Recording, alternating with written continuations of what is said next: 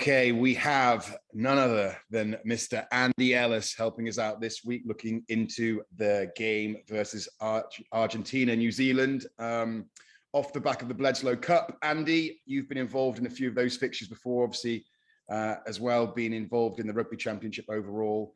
What is going to be the feeling in the New Zealand camp, having swept the Australians, but you're going to face a complete different beast in terms of Argentina, because they are defensively resolute. We saw that against South Africa. It took them a while to break them down in terms of just getting into the game. And I think that obviously Australia play with that flair. They're a new young side. I think everyone expected New Zealand to sort of whitewash them. Were you impressed with what New Zealand did against Australia? And do you think it's enough to sort of go to Argentina and put in a similar performance?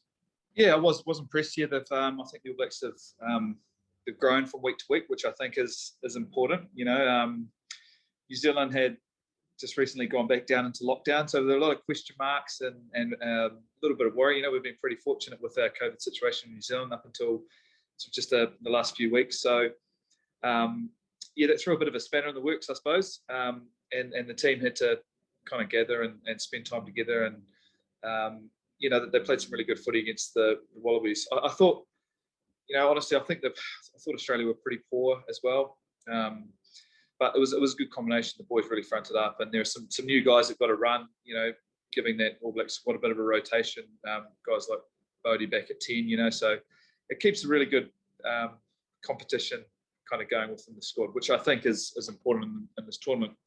Argentina will be a different beast. Yeah, like you say, they're a little bit more experienced, and I think particularly, I reckon, after they beat the All Blacks, they beat us last year in Australia. I kind of reckon there'll be a little bit of grudge there. I think the boys will be pretty up for it and have full respect for the RG boys, which is what it's going to take. And what do you think? Like you mentioned, there was a lot of changes from the first week to the second week. You mentioned Bodie, Geordie, and the third Barrett as well. It was the Barrett show. They all rolled in, and obviously Geordie getting red carded after 15 minutes. What do you think of that rule as well? Because obviously that was introduced in the MLR this year, Andy, and we saw it in one of our games where when you get sent off, you lose the guy for 20 minutes, and then they bring another guy on. Obviously with New Zealand, it's sort of like a roll your eyes moment, because you're like, yes, Geordie Barrett's off. You're against 40 for 20 minutes, and then you see them bring on Damien McKenzie, and you're like, oh God, they've like basically changed for another superstar, probably one of the world's best fullback that New Zealand are obviously blessed with. What do you think of that rule? Is it better for the game? Because it does affect a game when you lose a guy 15 minutes into a game for the whole duration. And it was was it a yellow? Was it a red? I'm not sure. I don't think that he maliciously put his foot out to hit the guy in the face. What do you think? Yeah. It's a tough one, isn't it? You know, you've spent years getting up in the air and horizontal, taking high balls. You know, I think in some ways they're just trying to stamp a lot of that stuff out. So yeah, what it will be doing is it'll be saying to young guys that are developing that skill, perhaps don't put your leg up in the air, get your knee up, but don't extend your foot. You know, because we were sort of taught that growing up. You know, you can extend your foot, give yourself a bit more space. So a lot of ways it's just trying to get rid of some of those old kind of techniques probably that were always okay when we were growing up. The red card rule, I reckon it's a great rule. I think if a team gets red carded, it can ultimately change the whole outcome of the game, and it's really ultimately sometimes one person's poor or error, and it changes the whole outcome of the game. So your 20 minutes is enough punishment for a team, and he's having a bit of trouble in 20 minutes with one man down. But I think the fact you can bring someone on sort of means it's an even playing field again, you know. So I really like that rule. I think it's a really good one. I think New Zealand would have benefited that from the Lions tour. Was it 5 years ago with Sonny Bill going off in the second test, and then the Lions having the advantage, winning that game and sort of using that to their advantage in the third test, which they drew, and obviously they drew the series. But yeah, Sonny Bill. It has a huge outcome on the game if you're one man down. So no, it's good. There's enough punishment there with the 20 minutes, I reckon. But yeah, to get back to full strength, I think it's important. I mentioned obviously the changing of the team. What kind of team do you think that New Zealand will go for against Argentina? Will it be like I don't know whether you could say, like, obviously New Zealand is so strong, have so much strength and depth. but you did feel like they made the changes and rolled out sort of the second team, not the second team, but you know what I mean? They rolled out the changes and let guys have a run out, like you said, getting some guys some game time. Will Jordan was playing, guys like that who were young coming onto the scene. Do you think they'll revert back to the week before where, you know, we've got Richie back in there, we've got, you know, I heard that Whitelock's coming back into the squad. You'll see the more familiar faces out there? I think you might see that throughout the next, you know, the boys are on the road for a long time. So because teams can't come to New Zealand, ultimately, it's kind of the squad is on the road for something, it's a ridiculous amount of weeks together. Yeah. And so when you're away, you know, they're coming to the States in October, and then they carry on through to Europe, and you know, they're obviously on the road now. So I think you'll find the squad will rotate slightly over the next 10 weeks or whatever they are together anyway. And you just have to do that, really, don't you? So that guys are both getting opportunity but staying kind of fresh and engaged. And it's also, I think, not a bad year to do it. Still a couple of years out from the World Cup, you know, build up as much depth and experience going into those World Cup years. So you've got those, so you can have some real pressure on selection, which is really good. You know, isn't it great? You got Damien McKenzie, Geordie Barrett, probably Bodie Barrett, and who else? You know, all vying for 15 position. You know, all getting time and all playing well in that position. I think, or Will Jordan at the back too. You know, Dave Harvelli at the back. You know, all these guys can slot in and play really well there because they've got that experience at that level. It's one thing you do not lack in New Zealand is back three. Every couple of years, another superstar comes through. I really like the look of Will Jordan. I think he's going to be a world-class player. Whether he's going to be on the 15 or on the wing, it's sort of part and parcel of being a back three player now. Is that you sort of need to slot into anywhere, whether you play on the wing, whether you play fullback.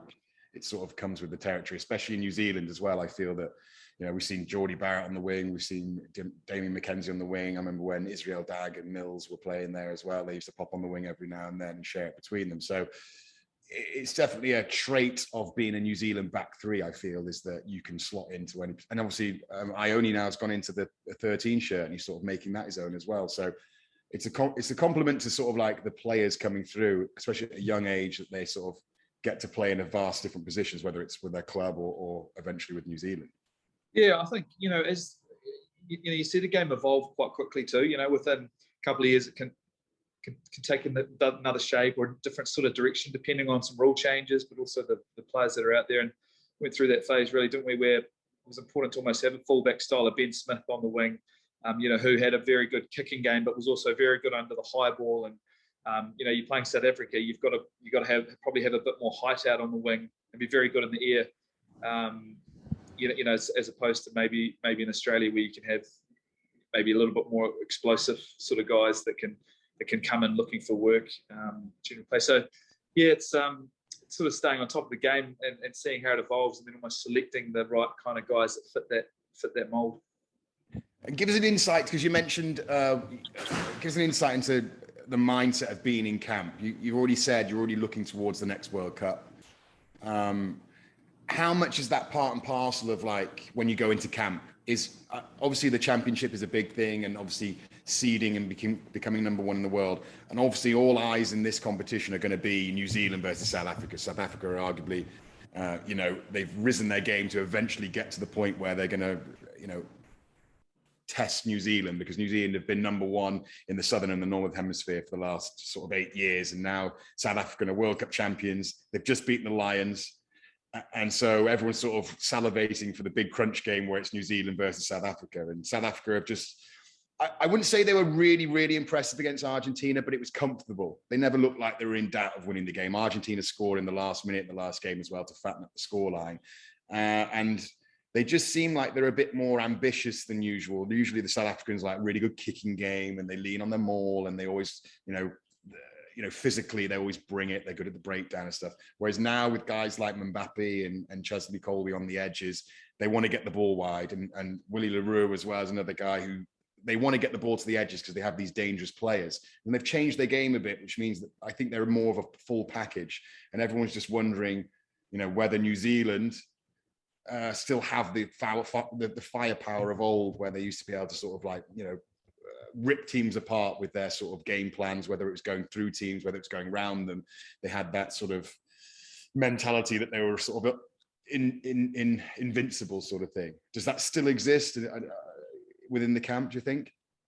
Yeah, I think it's going to be fascinating when the All Blacks play South Africa. I don't know, mate. I disagree a little bit. I reckon South Africa playing some pretty poor rugby. Not poor. I mean, they're winning games, but it's very set piece orientated. They kick in everything. I don't know. I think if the All Blacks can diffuse a lot of the bombs that are coming their way and work hard to get back, and the All Blacks will play at the right times, they could rip South Africa apart. But do you not feel that though? That's the problem. The one thing with New Zealand is the games that they lost over the years. They don't lose many, but when they do, they lost to England. They've lost a few over the years. I remember when they lost to Ireland, they tried to play too much, and actually like a very astute and tactical kicking game. I remember watching the Irish game when they played Ireland in Chicago, actually, I think here in America. And I was like, New Zealand are going to wallop them. It's going to be like 70-0. What's going on? And you just saw that after 20 minutes, they were, passes weren't quite sticking. They were playing a lot out of their own sort of 30 meters. They were having to run everything from deep. They didn't try and execute like an exit game. And as the game went on, you could see Ireland grow with confidence. And the same with England as well, when they won at Twickenham and they sort of blew New Zealand away. I just feel that having that mindset that you just said, like, oh, we're going to rip them apart, we're just going to play real flowing rugby, is what South Africa will want New Zealand to do against them. Yep, fair call. It'll definitely have to be a good balancing act, and of course, it'll be a set piece and physical battle. Absolutely brutal. It'll be the most brutal of the year for the All Blacks. So, and they'll know that. They'll prepare for that. Yeah. You have a big Steph de Toit and Vermeulen like running absolutely full steam at you. Boys are going to have to absolutely be on the game, but there's so much excitement and X factor that when it is on, the one time South Africa make an error, they drop the ball when it's time to shift it. Good luck to you. Good luck to them. Or one poor kick, one kick that's a bit long. You've got Ione and McKenzie and Will Jordan and Anton Leonard-Brown back there, and they can all get their arms through the ball and offload. Then they might get one or two opportunities a game, but they'll take them. But you're right. They'll have to get it right. It'll be a balancing act. It'll be at the right times. You have to be smart, patient at times. It's not always going to be on to go, but there will be space there. Here's a good stat for you, Andy. In the last 11 games, South Africa have conceded only 5 tries. And New Zealand normally score 5 tries every game they play. So out of those 11 games, how many times have they played the All Blacks? It must have been one, right? There must have been one. It must have been one in the World Cup, or maybe that was just leaked out. But I think it's from the World Cup final, isn't it? I think something like that. You can't have enjoyed that. You can't have enjoyed that South Africa Lions series. No. But the reason I didn't like the South Africa Lions series is that I wasn't a massive fan of the Lions squad. Not the best players. The reason why I wasn't a massive fan of the Lions squad. Normally, when your Lions squad goes, you're starting 15. Like, you're starting 15. And my problem with the Lions is you didn't. They could have put a complete different, like, it wouldn't have surprised me. They've now named the first test. It wouldn't surprise me for the second test that they name a completely different 15. And I'd be like, yeah. And I'd still be like that. Whereas the Lions tests of old, you knew who your 9 and your 10s were. You knew your centre pairings. You knew the back 3 roughly. There might be 4 guys that are competing for it, but you knew who the starting guys were. And, you had guys like Elliot Daly popping up at 13. He hasn't played 13 for England in years. Played fullback, and he hasn't even been playing for fullback for England. Suddenly, he's a test starter in the Lions. They've got Ali Price. Obviously, he's, had a very good campaign for Scotland, but he was still very much an unknown in terms of like what you're getting from him in a Lions series. Alan Wynne-Jones, is he injured? Is he fit? We don't really know. The only guys who were sort of written on was sort of like Maro Itoje. And there was so much hype about Simmons coming into the squad. He hasn't played for England. He's played a few times. Is he going to be the impact guy? Is he going to be a starter? It was just very umming and ahhing. And so I didn't really like the Lions team. Well, not the Lions team. I just didn't didn't like the unknown of having the Lions test, like watching them as a spectator. And so South Africa did what they needed to do. For me, do you know what I mean? That's what they needed to do to win the game. I think the Lions got sort of sucked into playing a style of rugby. I mean, they got a very good set piece and they're very physical, but they got sucked into playing the style of game where they tried to box kick everything back at them, and they had great attacking ball, 30 out from the line. They're putting up bombs.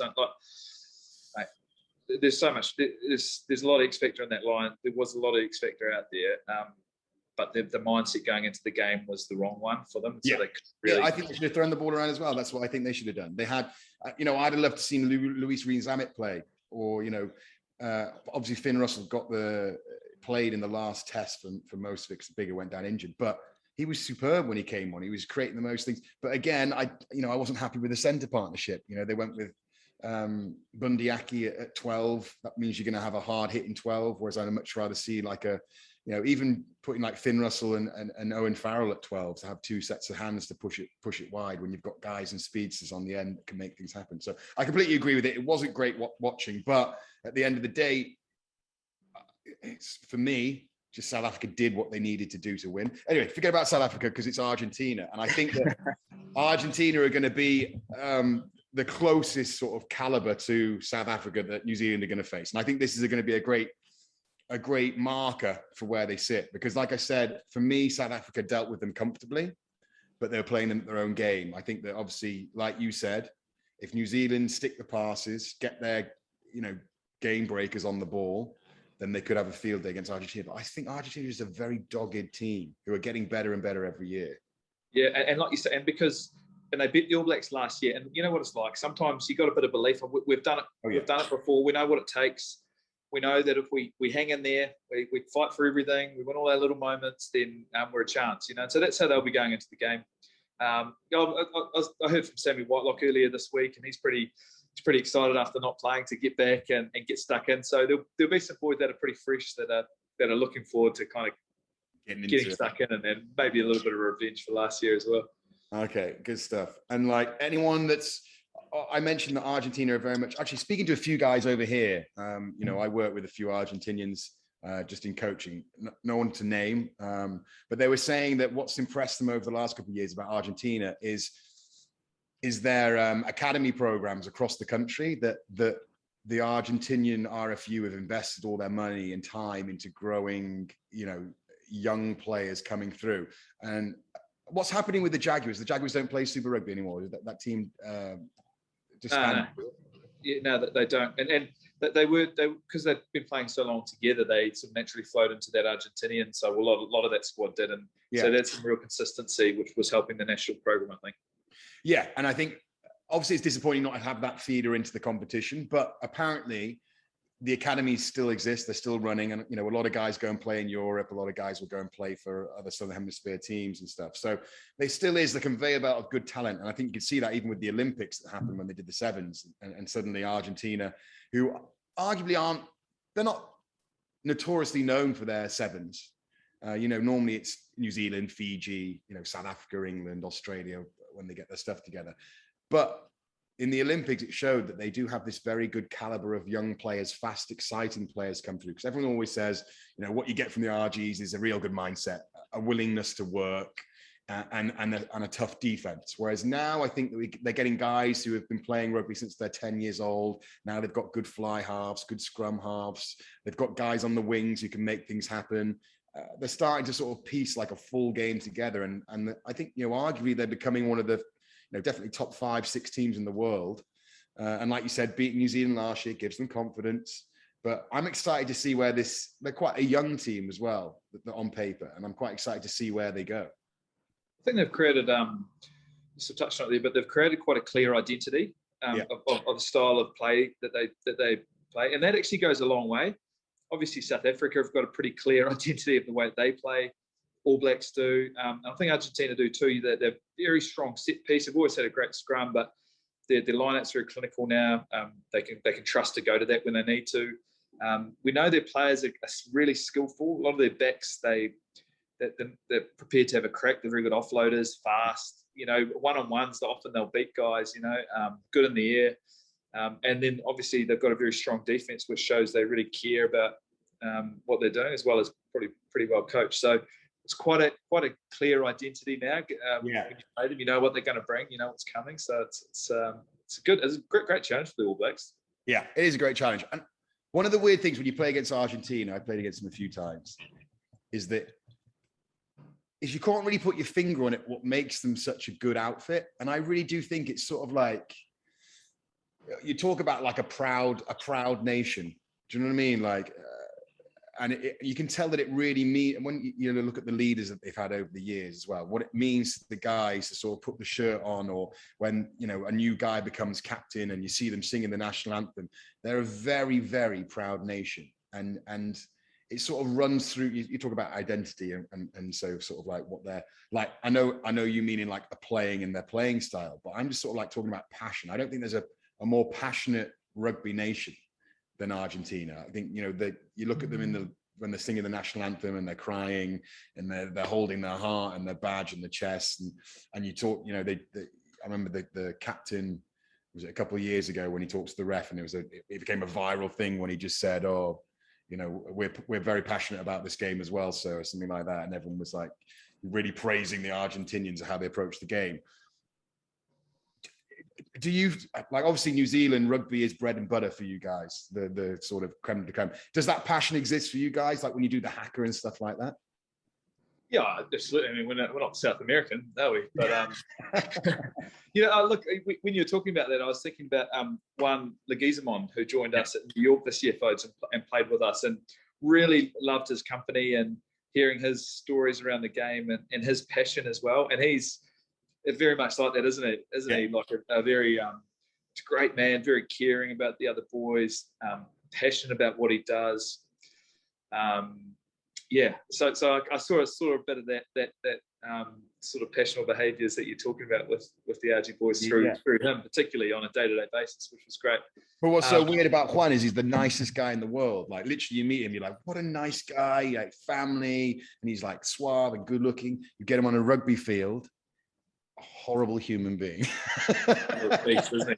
Beast. Even at training, even on that dojo mat we've got, he's just putting his head into people's knees, mate. He's an absolute beast. Exactly. Doesn't give you an inch. And even at his age, where he's like, he's got 87 caps, he's done it all before, and now he's come to Rooney. He's still doing it, still bringing that passion and that intensity. And that's what I'm talking about when I think of Argentina, like playing them. You just know you're not going to get anything for free. It's like you're going to score in the corner, and you're definitely going to score. And you're in your mind saying, surely he's not going to chase me. Surely he's not going to try and hit me in the air. And you still score it and think you've got a dead leg because the guy's run all the way from across the side of the field and tried and scrambled and thrown his shoulder and everything into you and walloped you if you got into the corner. It work for everything, sort of thing. Yeah, absolutely, mate. Yeah, and you asked the Kiwis, the All Blacks, is passionate. Yeah, absolutely. It's you've been to New Zealand. You know how passionate rugby is in New Zealand. How much the people care about the game there too. So. That's always bubbling away. We know that. But, I think put a lot of work into when we actually get out on the field to do the job. The passion's there and the drive and the desire, but it's about executing in the heat of the battle, and a lot of the mental skills work goes in around that. Even post doing a haka, just settling back down again and getting the job done. So, of course, there's a lot of passion in New Zealand. All right, Andy, last question before you go. Give me your prediction of the score versus Argentina for this week and for next week. 36-12 to the All Blacks this week. Yeah. And then who gets better? I come back with a prediction. Yeah, you can. This week? We've got one coming on next week to talk after the first fixture. So I'd like to show both your predictions before and after. Okay, 36-12 the first week, and then 24-18. Oh, that's interesting. I like it, Andy. Well, we'll get you back on before the South African game. You can give me your thoughts and see if you were correct. And then, obviously, it's the crunch match versus South Africa. So thanks for jumping on. Thanks for chatting to me, Andy. Always a pleasure, folks. All right, bud. We'll go grab lunch next week, eh? Oh, of course we will, yeah. Ladies at lunch now. We're in New York. All right, mate. All right, bud. Cheers, bud.